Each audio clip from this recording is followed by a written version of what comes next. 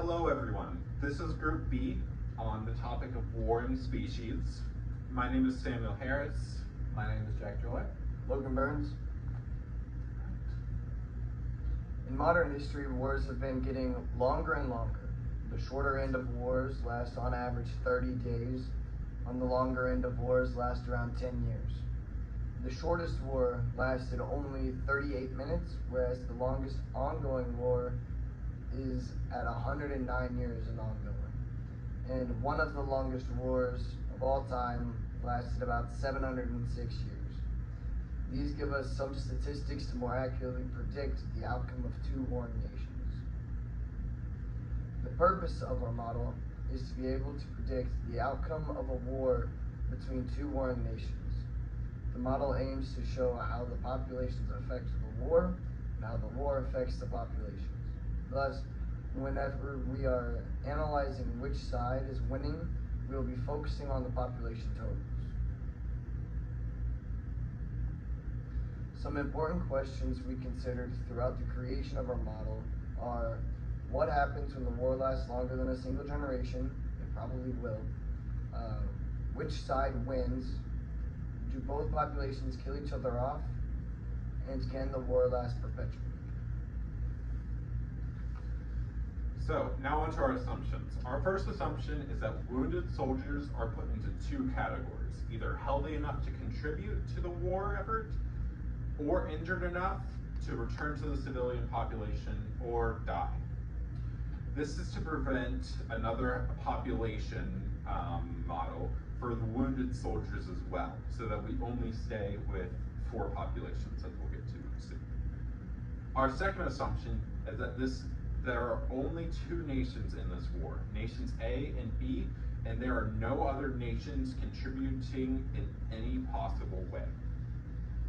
We want to isolate them so that the only effects on them is each other. The last, and this is a major change from our first model, is that there is no immigration from one nation to another. So, for our model, we use the discrete logistic equation seen here at the top, with R being the intrinsic growth rate of the nation, and K being the carrying capacity. However, the problem with this model is that we have a chance of ending up with a negative value, which is not something that we want in a population model. Thus, we are going to implement a strategy called Euler's backward scheme, which you can see here at the bottom. So what's happening here is that we have our current population plus all possible growth terms over our 1 plus all the possible decay terms. Since all of our decay terms, which would be our negative values, are in the denominator, we will never have to worry about ending up with a negative number. Now, there are 2 variables to consider for each nation for a total of 4 variables. We use the superscript I for the identification of which nation it is, either A or B. We have MT of I, which is the military population of the nation. We have CTI, which is the civilian population of a nation. And we have T, which is our time variable, and for time we are using the units of 1 year.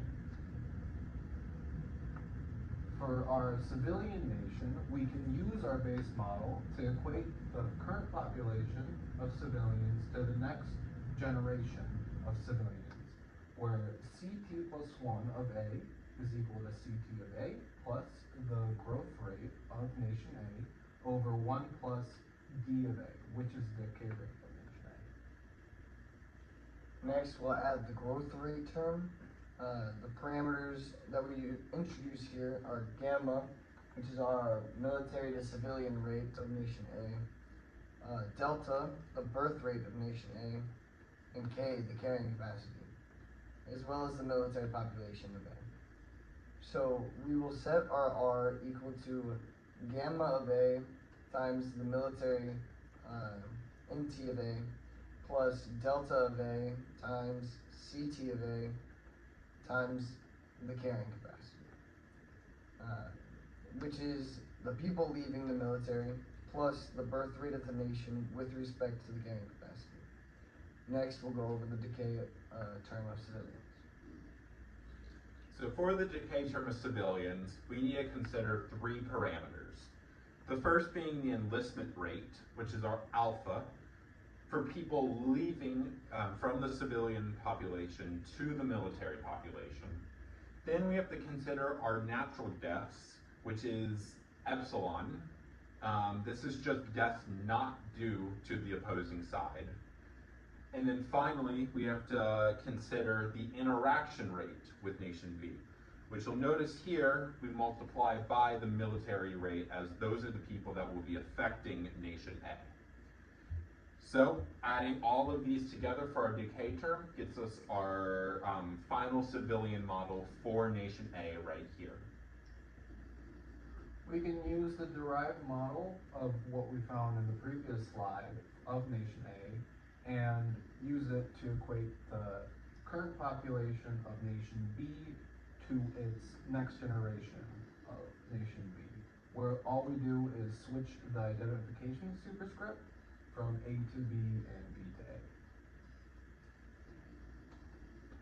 And for our military model of nation A, we use our base model again, where the next generation of military members of nation A, so MT plus 1 of A, is equal to the military members currently, so MT of A, plus the growth rate of nation A over 1 plus D of A, which is decay rate. So the growth term for the military is much smaller than the civilians. The only new parameter we have to add is alpha, our enlistment rate. So we can set our R equal to alpha A times CT of A, which is just the amount of civilians joining the military. Next, we'll go over the decay rate of the military. So for the decay term of the military, we again have to consider three parameters. The first being the demobilization rate, so the people from the military leaving to the civilians. This is given by gamma. Then we have to consider the people, the natural death rate within the military, so not due to the other side, which is going to be our sigma here. And then finally, is going to be the interaction rate with nation B, which is going to be our beta here, which we do again multiply by the military of B, as that is who is going to be interacting with our nation. So adding these to our model down here gets us our final military model for nation A. For both models of military, similarly, we can use the derived model from nation A's military of the next generation and switch the identification superscript to B, so A becomes B and B becomes A. So we just wanted to have a quick slide where we have all of our models here at the top. Notice that we are going to label each model with a function. This is just so later that when we're taking the partial derivatives that we have a function to call each model. So the civilians of nation A is F, military of nation A is G, civilians of nation B is H, and military of B is Q. And we also, for reference, wanted to have a little flow chart to show all of the dynamics within our system. The first being the exchanges between the enlistment and demobilization rates given by here and here. And then we have the birth term for each nation there. And then finally we have epsilon, zeta, sigma, and beta being the death rates or interaction rates between each of the nations. The values we chose are based on stats from the American Civil War. We slightly adjusted them to make nation A larger and more powerful, and nation B smaller and weaker. Notice how small beta and zeta are. They're the most impactful parameters in our model. We'll come back to those later. After applying all of our parameters to our both nations models, we get this. For steady points, there are 4 possible steady points that we could have due to the 4 variables. We can have where nation A and nation B's both populations go to 0, so an extinction event for all civilization. We have one-sided extinction of nation A and the survival of nation B, where the civilian and military populations of nation A go to 0, and the civilians and military population of nation B are greater than 0, and they survive. We have the one-sided extinction rate of nation B, and where nation A survives, and that's similar where nation B, civilian and military population go to 0, and the civilian and military population of nation A are greater than 0. And the more interactive steady point is a prolonged war where all variables are greater than 0. Using our model, we created a script that outputs the data for each population at time t, and creates a time series and phase plane plot we'll discuss later in the slides to visualize and analyze our model. Running the specific parameters that we outlined before for greater than 10,000 generations, and at different initial populations for all civilian and military members of nation A and B, resulted in these steady points, where the extinction level is the trivial point, all 0. We have a one-sided extinction of nation A, where nation B is greater than 0. We have the extinction of nation B, and A survives, where nation A is greater than 0. And for a prolonged war, all of the populations of both civilian and military members of nation A and B are greater than 0. And also notice that the steady state for the prolonged war have values less than their steady states for the extinction of either nation A or B, and this is due to the decay rate from the military of either nation. Alright, so the next 2 slides are going to be about the partial derivatives of each function with respect to each variable. This slide starts out with nation A's population. So F, if you remember, is the civilians of A, and G is the military of A. So something of note is that due to the opposing side's civilians, so C of B, due to those civilians having no direct effect on the civilians or military of nation A's population, it is actually going to equal 0 for these. And this will be echoed when we look on the next slide as well for the partial derivatives for a nation B, with H being the civilians of B and Q being the military of B. And once again, with respect to the civilians of A, it is going to be 0. This is going to be actually very beneficial for later when we're finding the eigenvalues for the Jacobians. So the next few slides are going to be about the Jacobians and some graphs to accompany them. The first one is the extinction steady state, with our eigenvalues being 1.61, 0.87, 1.43, and 0.86. As you can notice, eigenvalue 1 and eigenvalue 3 are above 1 and thus are going to be unstable. And so the steady point as a whole is going to be unstable. There are no graphs accompanying this slide, as the graphs in total would just be a dot at 0, 0, 0, 0. So now, this is the second Jacobian, when we look at when nation A goes extinct, but nation B survives. The eigenvalues for this situation are going to be 1.60, 0.86, 0.95, and 0.78.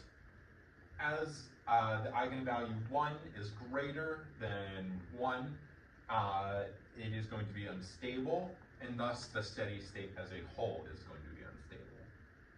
Now, resulting from the code that we made, we can graph a time series of nation A's extinction, where nation A is this blue line going down for both civilian and military members, and we can see that there's an increase from the initial population to the steady state, as well in the phase plot, where the ratio between the military members of nation A and B, and the ratio between civilian members of nation A and B, all go to the steady point in a straight line.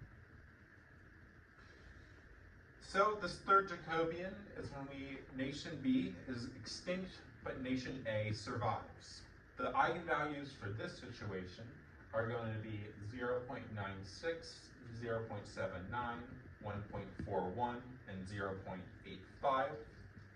As eigenvalue 3 is greater than 1, it is going to be unstable, and thus the steady state as a whole is going to be unstable. Similarly, for nation B's extinction, there's a time series graph and a phase plot with nation A's population at 0. Nation B grows rapidly until it reaches its steady state. And similarly, it is a straight line for nation B's population for the civilian A over civilians of B, and the military of A over military of B, where it reaches a steady point over.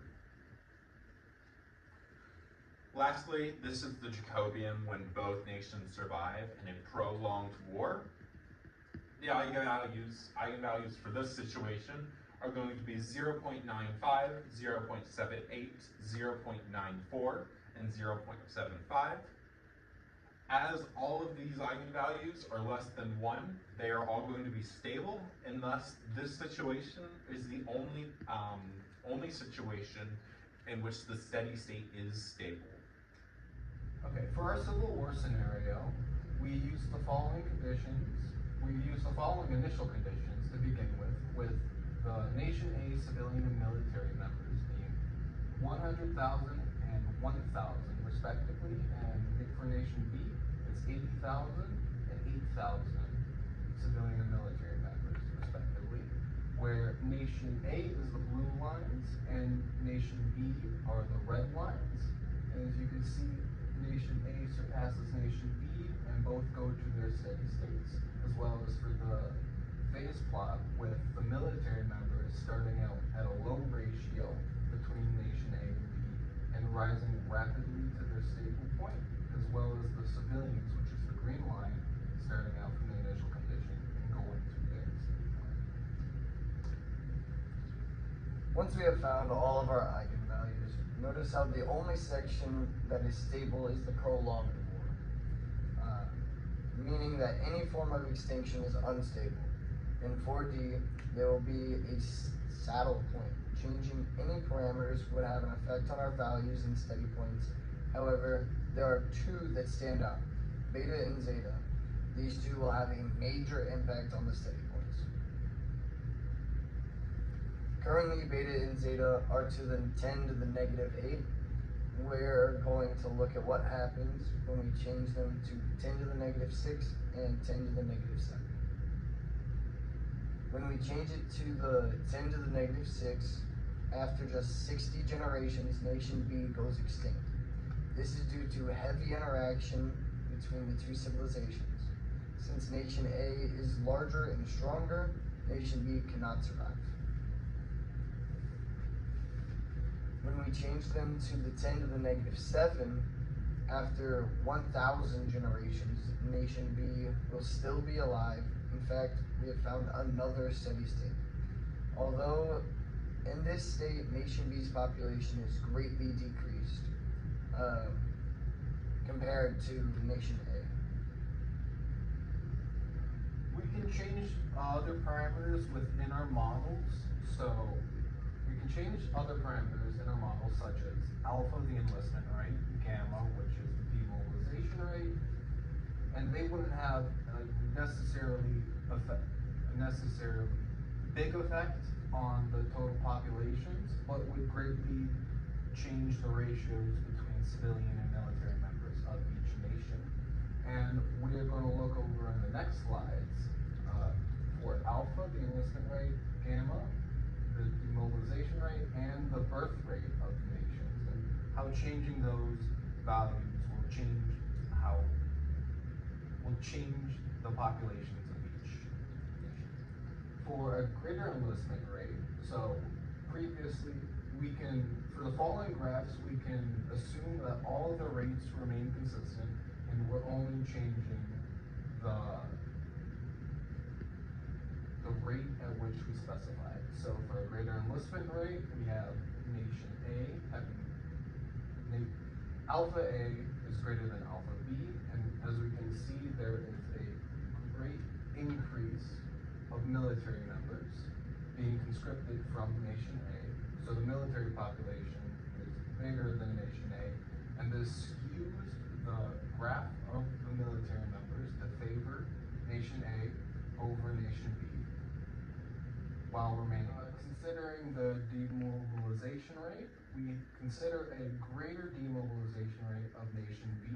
So gamma A is less than gamma B, and we can see there is less military conscription from nation B, and this has a less of an impact on the decay rate of nation A's military, and so the phase lines between A and B become closer together, so the civilians of nation A are closely tracking to this. The civilian phase line is closely tracking to the military phase line. Now, we consider a greater birth rate of nation B, where delta of A is less than delta of B, and as we can see, there is a greater pool. And as we can see, the nation B reaches its carrying capacity much sooner due to the increased birth rate, and thus has a greater pool of civilians to pull from for their military, and nation B's military is greater than nation A's military until around year 25, where nation A overtakes them again. And as we can see here, it slopes the phase line of the military more towards nation B, but eventually nation A becomes greater. Alright, so looking at when we changed the parameter values of the previous 3 slides, we can see that almost all of the steady state, all of the graphs will even out to a steady point. And so, while changing these equations will change the steady state, it won't change them significantly, like if we changed our zeta and our beta values. Those are our key variables, as they are the interaction rates between the nations. So, as we showed before, when we have 10 to the negative 7 or 10 to the negative 8, it does allow for a prolonged war, but raising that number too high, such as 10 to the negative 6, causes nation B's extinction, and so prolonged war is no longer an option. So, the goal of our model was to figure out who would win a war between 2 warring nations, and how long that war would last. We analyzed it by looking at the possible steady states, and then analyzing them leads us to the conclusion that with the parameter values that we have chosen, that prolonged war is the only stable solution to our model. This means that as prolonged war is the only solution to our model, it isn't viable for nation A or nation B to go extinct unless they start out extinct, which is not not that viable for a war to exist in the first place. So, in our purpose slide, we did talk about we wanted to talk about who was winning a war as well, and that was based on population size. So with that goal, we can tell that as nation A's population with our parameters is always greater, then they will always be technically winning the prolonged war. They will just never be able to fully wipe out nation B. And so it's going to be a perpetual war where nation A is always winning. Thank you for listening, and these are our references that we have.